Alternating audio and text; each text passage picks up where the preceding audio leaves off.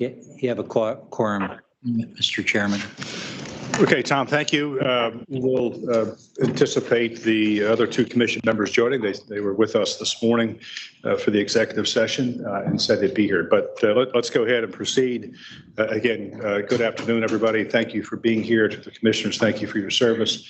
To the commission, to note, this meeting has been properly advertised in accordance with the Sunshine Law. By way of notice, the commission conducted an executive session this morning to engage in quasi-judicial deliberations to be adjudicated at the public meeting and engaged in attorney-client privilege communication earlier today. With that, to note, we have the quorum.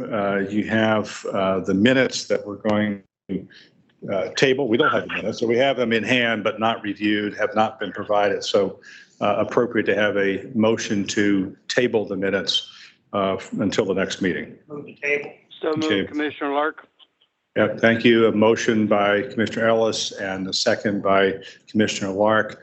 No discussion, just a vote to table. All those in favor of tabling the minutes, say aye. Aye. Aye. Those opposed? Any abstentions? Motion carries. Thank you. To presentations, we'll first go to Racing Fund for May, and Tracy Gottwald is here. Tracy. Good afternoon, Secretary and Commissioners. Starting out with the racing fund balance for the month of May. The beginning balance was $6,651,000. We had revenue of $1,659,000. Expenditures at $2,138,000, bringing the ending cash balance to $6,172,000. Moving on to the revenue expenditures for the commission. Revenue for the month of May was $879,000. Personnel expenditures were $401,000. Operating expenditures were $91,000. Bringing the total expenditures for the month to $492,000.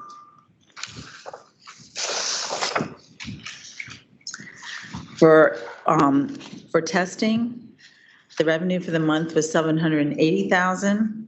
Personnel expenditures were $332,000. Operating expenditures were $935,000, bringing the total expenditures for the month to $1,267,000.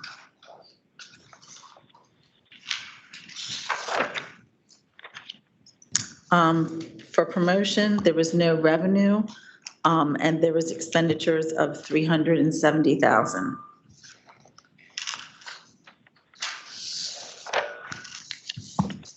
Moving on to the comparative financial information for the commission and testing, comparing May of 2023 to May of 2022. There is a 1% increase in revenue, a 1% increase in personnel. There's a 31% increase in operating, which is being largely driven by the UPenn contract. I believe that at this point, Tom's going to mention the fact that the last invoice that came in this month will be reversed out because it included an equipment purchase. I'll let him speak to that. Real quick on the $900,000 that was in testing this month. It's actually, the bill is going to end up being $400,000. There's a $500,000 piece of equipment that you approved purchase in July that they included in the $900,000 invoice. So the actual bill will be $400,000. You'll see the $500,000 in the next year. Okay, and again, looking at that difference of the increase of $2,245,000, again, we need to look at the changes in the contracted services and the laboratory supplies, which would bring that down $700,000. And again, there's $500,000 in there that will be reversed out for the equipment purchase. So you're really only seeing a difference of about $1 million, and that's because of the negotiated contract that's increased. So any questions in regards to that? Mr. Redheiser. Under revenue and expenditures, there's two figures that look a little lopsided. IT we're over, we're double as far as actual, and then under specialized services, we're like it's 400,000 budgeted. We got 69,000. Why are those figures so out of proportion? I'm sorry, are you looking at the testing financial statement or the comparative? Pardon? Which financial statement, sir? I'm not sure which one. Are you looking at the testing or comparative? Yes. He's looking at financial statements. Yeah. Back to the testing end. Yeah. Okay, so you're looking, Ed, maybe you can. and the commission, if you're looking at commission, the IT being year to date, remember we budgeted that a year in advance, and we did not know that we were bringing on a second contractor to support Mark Whalen. So that is why that looks double. We were aware that that was going to happen because we have two contractors. One is learning, is that right? Learning Mark's job and backing Mark up? If I could, Trace, there Yeah. are two issues. When the year started, there were two things that we were unsure of. One is, I think I went back, if you look at the minutes a couple meetings ago, one, all the equipment, computers and monitors and stuff, both in this building and at the 6 facilities, the racetracks, is antiquated and no longer supported. Due to COVID, we couldn't buy it year to year to year. So what happened, a lion's share of this overage on the IT is that, Daryl, it was time. Okay. Normally, we would have bought a piece or a segment of it in 20, 21, 22, and so on. But because of the supply issues, it was all in this. That's one. The second is an understanding that the IT person that we have currently, Mark Whalen, he is approaching retirement, and we brought somebody in to work under him, so there's a smooth and seamless transition. Those two things are what makes up the overage in the IT. What about the specialized service number that's? Okay, that's a spending authority, and whenever we do the budget, we always put the extra money in the specialized service line just to establish enough spending authority for any expenditures that occur during the year that might come in over budget. So that's an intentional overstatement of that line, knowing that any excess money that's needed is budgeted in that line. Okay, thank you. Is there any additional? Yeah, other questions, comments? Commissioner Rogers, you had a question, comment? No. Okay. Other questions for Tracy on financials? So we're approaching end of year. Any surprises in the budget that you presented? No. And it's June 30th at the end of the week. So next week we would be calculating the preliminary distribution of funds. And I'm sure that at some point then Tom will schedule a meeting or send that information out for discussion at the next budget meeting. So yeah. Based on the statute, and Ed, I think you and Commissioner DeBunda's request, we'll get to the end of the year, we'll determine what the commitments are that still have to be paid. We'll take that into account, and then there'll be a number that'll be distributed based on the statute, some 50% to testing, 25% to the sire stakes, and 25% to the thoroughbred breeders. Those calculations will probably be done the second or third week in July. Those numbers should be available by the July meeting, correct? Definitely. Okay. Okay, one really short question I think I know the answer to. The public funds, Tracy, have we given out all the money that we can? Are we short, over? What's the story? The promotion funds. I'm sorry, I said public.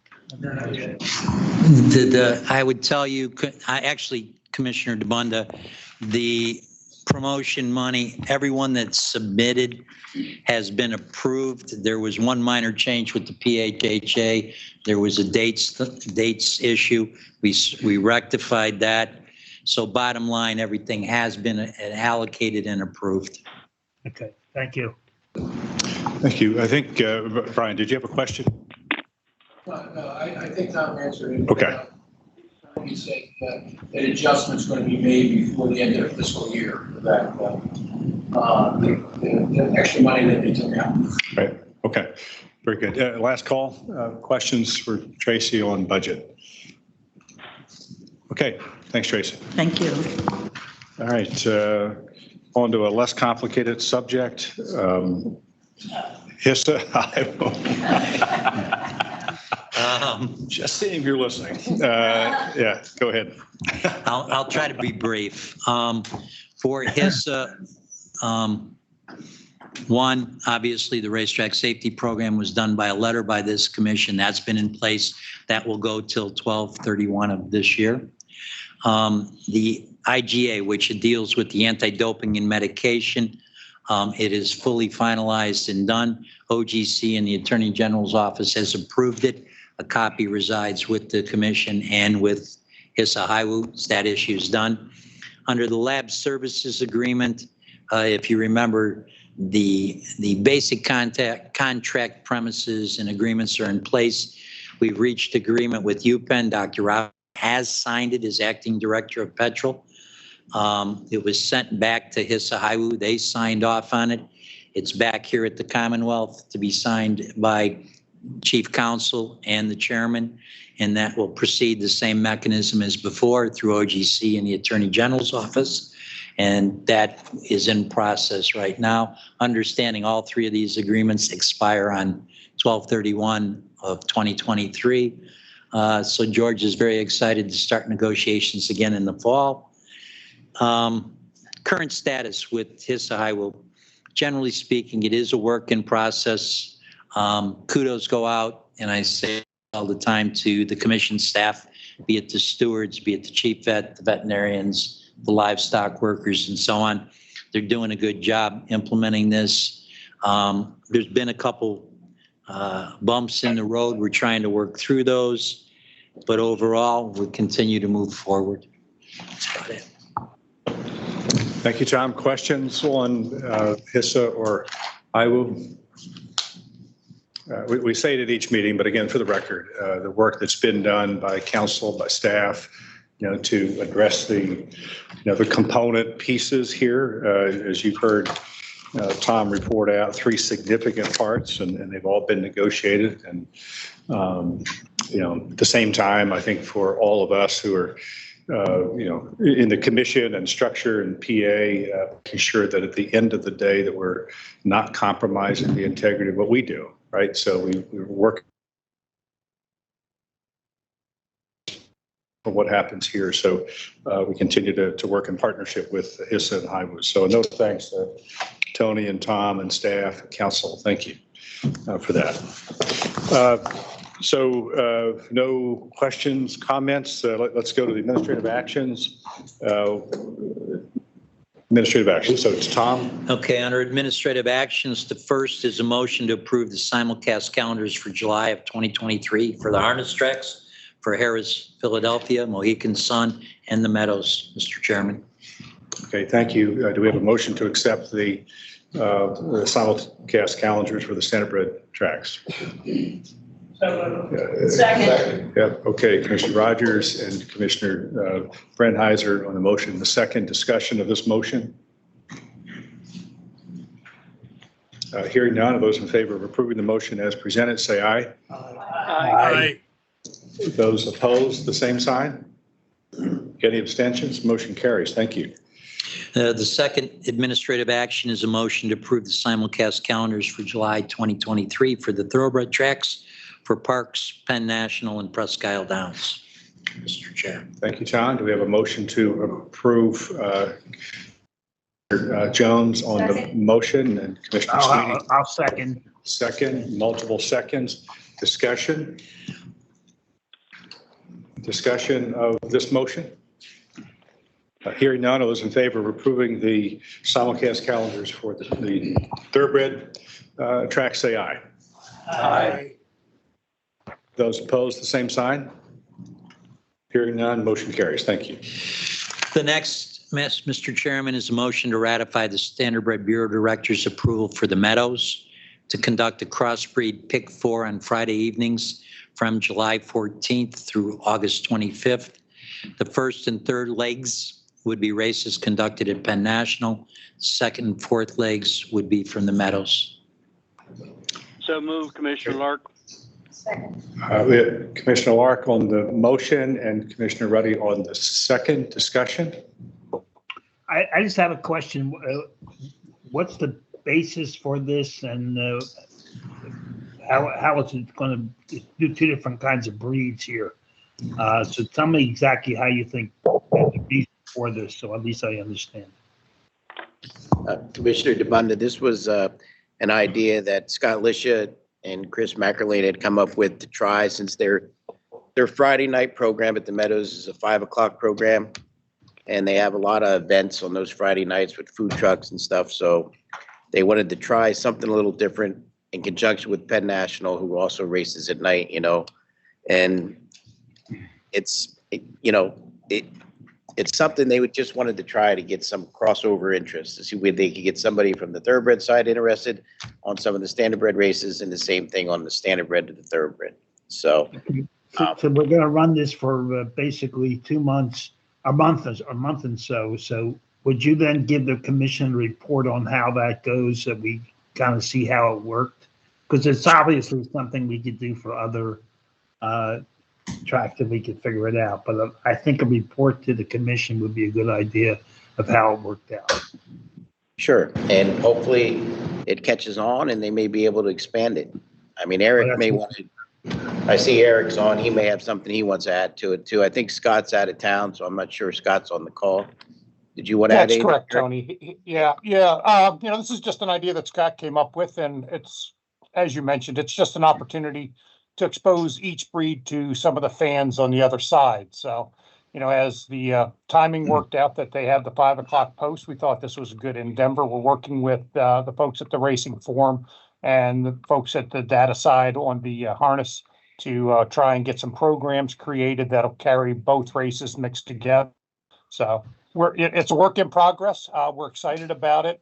And, it's one of those things, if we don't try something new and we're standing still, we're not really going forward, we're going backwards. So we're just trying to create some new excitement for both sides. Okay, thank you. So we have a motion and a second. Further discussion of this motion for the hybrid approach, July 14th to the 25th. Okay, we've got the motion. All those in favor of this motion say aye. Aye. What's that?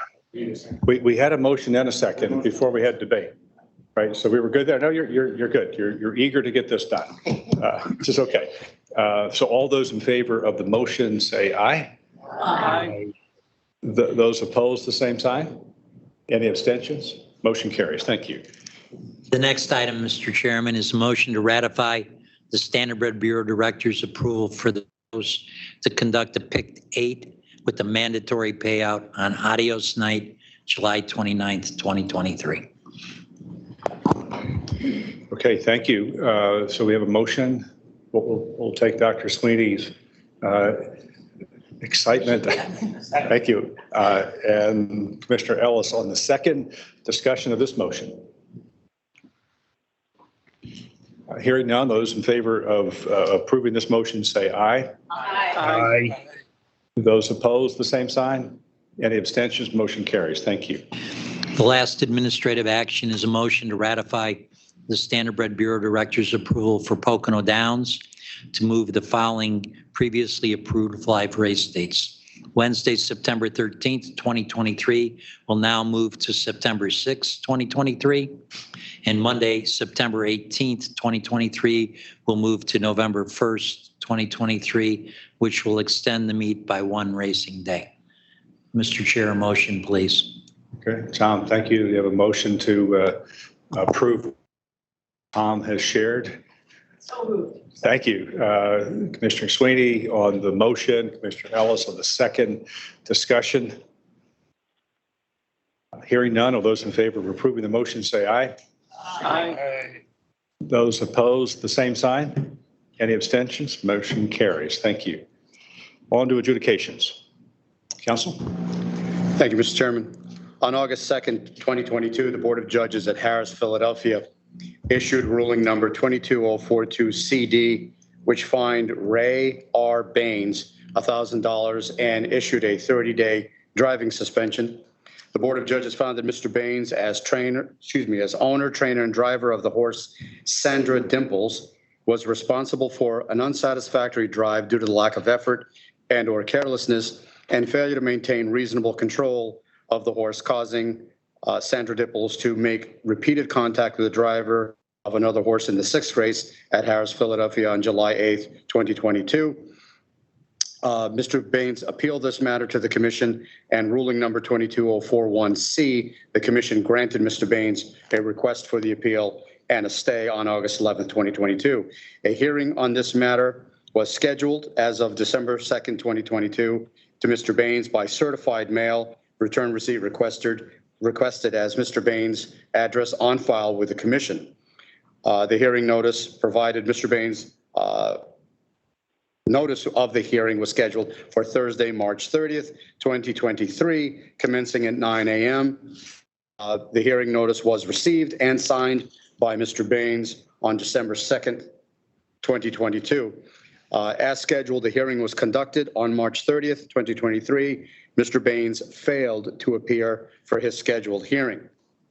Based on the commission's regulations and the proposed adjudication, I would recommend the following order. And now, this 27th day of June, 2023, upon consideration of the transcript and exhibits of record, and upon further consideration that Ray R. Baines failed to appear for his duly scheduled hearing without any cause shown, it is hereby ordered that Mr. Baines' appeal in this matter shall be dismissed with prejudice and upon default, and that ruling number 22042 CD issued by the Board of Judges dated August 2nd, 2022 shall be affirmed. Consistent with ruling number 22042 CD, Raymond R. Baines, is hereby fined $1,000 and his driving license suspended for a full 30 days, commencing July 1st, 2023, and continuing through July 30th, 2023. And that can be taken as a motion. Okay. Council, we have a motion to approve. Commissioner Rogers on the motion. Second. And Commissioner Ellis on the second. Discussion of the adjudication for Ray Baines. Any discussion, comments? Hearing none, seeing none, all those in favor of approving the motion say aye. Aye. Those opposed, the same sign. Any abstentions? Motion carries. Thank you. Thank you. Okay. Thank you. Tony, industry. Okay, Mr. Chairman, like I said before, I believe Scott Lisha is not on the call. I think his daughter is a soccer tournament in San Diego, so he's out for a week. But we'll go to Mike Zollinger from Pocono. Mike. Good afternoon, Tony, commissioners. It's Mike, M-I-K-E, Zollinger, Z-U-L-L-I-N-G-E-R. I'm happy to report, so we're doing pretty good here at Pocono this year. Handle is up about 12% over the same time period last year. We're getting ready to kick off our Hot Summer Fun this coming Saturday, July 1st, with camel and ostrich racing, vendors out on the apron. Some of those include ice cream truck, Marley's Mission will be out there, PA Wounded Warriors, and an overall tribute to our veterans in general for that. So I invite everybody out to take a look and enjoy the day. As well, on certain stakes days this year, we are allowing people to do overnight stays in the shipping barn should they choose. They can contact our paddock judge, Joanne Fuller, for details on that. Other than that, it's been a good year and looking forward to a good kickoff to our Hot Summer Fun on Saturday. Thank you. Thanks, Mike, and good luck with the camels and the ostriches. It's our first time, so it should be interesting. Okay, Barry Brown from Harris. Barry? Thanks, Tony. Barry Brown, B-A-R-R-Y, B-R-O-W-N. So we're wrapping up June here at Harris, Philadelphia. We just recently had our strong annual Father's Day event. It always is one of our best days of our season for on-track crowd, and this year proved to be no different. We're looking forward to this weekend, July 4th, and then obviously all the sire stakes action kicking into high gear over the next couple months. So far, so good at Harris Philadelphia. Thank you. Thanks, Barry. Joe Wilson from Parks. Joe, are you on? Or Dave? Yeah, I'm here, Tony. Thanks. Joe Hey, Wilson, Joe. Wilson. Belmont Stakes Day, we had our annual Basset Hound races. Had a nice crowd here. Everybody seemed to have a lot of fun. And this year we brought back live racing on Father's Day, which also turned out to be a great event, great crowd, and just waiting for the rain to stop. That's it. All right. Thank you, Joe. Eric Johnson, Penn National. Eric? Thank you, Tony. It's Eric Johnston, ERIC JOHNSTON. Just to report that we had a really great June 2nd, which is Penn Mile Day. We set a new handle record of 4.5 million. We were actually hoping to get a little bit higher than that, but we had some scratches, but we were very happy with what we did produce. Other than that, we appreciate the commission approving the cross-species pick 4, and moving forward, hope we'll see some great results from that. And last but not least, camels and ostriches are in the air. They will be here on July 7th. So if you don't get up to Pocono to see them, come on down. You can watch them here. These things always draw a great crowd. Our infield will be packed. We'll have numerous food trucks out in the area. So come on out. It's great times. See a lot of people experiencing horse racing for the first time. So that's all.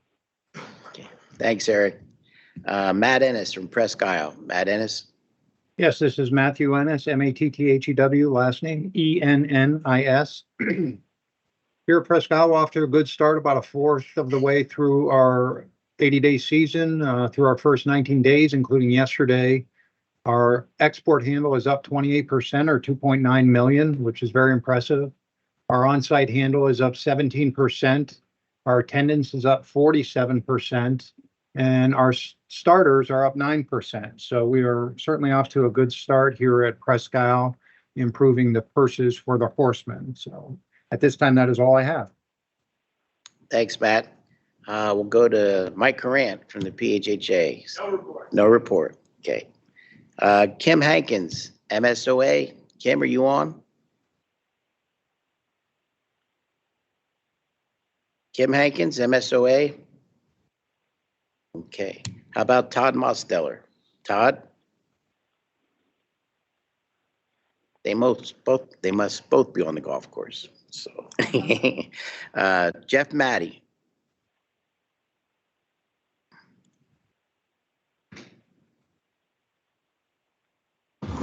Thanks, Tony. Chairman Redding, Commissioners, just a brief update. This past Father's Day, as Joe mentioned, we ran at Parks. The PTHA held our Owners Appreciation Day. Normally, we do that in the fall, just a few weeks after Brian's event. So we decided to move it up earlier in the calendar this year. We had a great turnout. I'd like to thank Commissioner Ellis for coming out.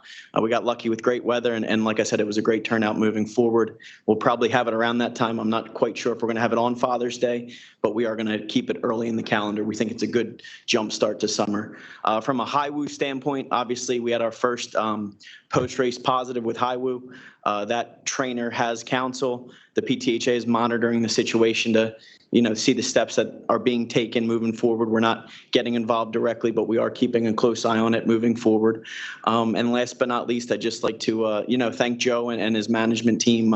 They really assisted us on Owners Appreciation Day, and we couldn't do it without them. So it's a collaborative effort, and we thank them. So that's all. Jeff, could you? Jeff, Jeff, last name Matty, Matty. Thanks, Jeff. Mike or Jim Simpson, are you guys on? Then we'll go to Brian Sanfratello.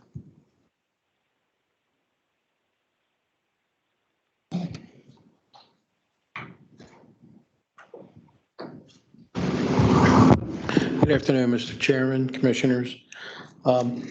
The first page is the slot revenue transfers to the breeding fund.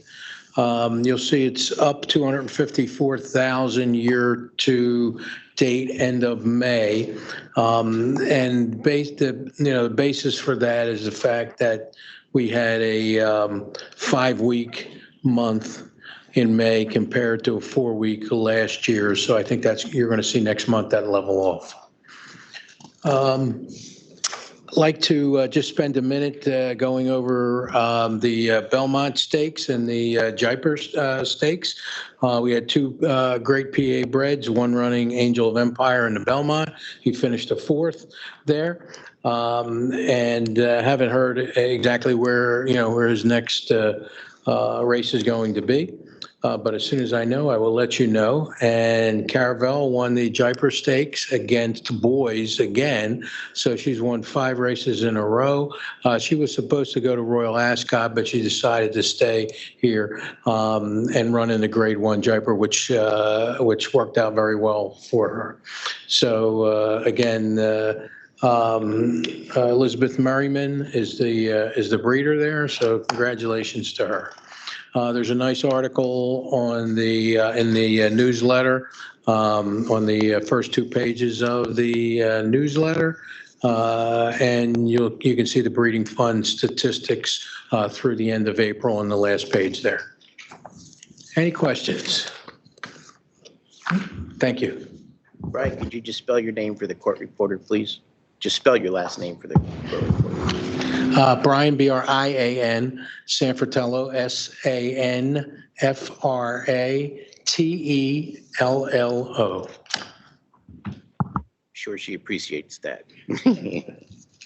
So, we do have one public comment, Mr. Chairman. Mr. Albright, you can step forward, please, to the table.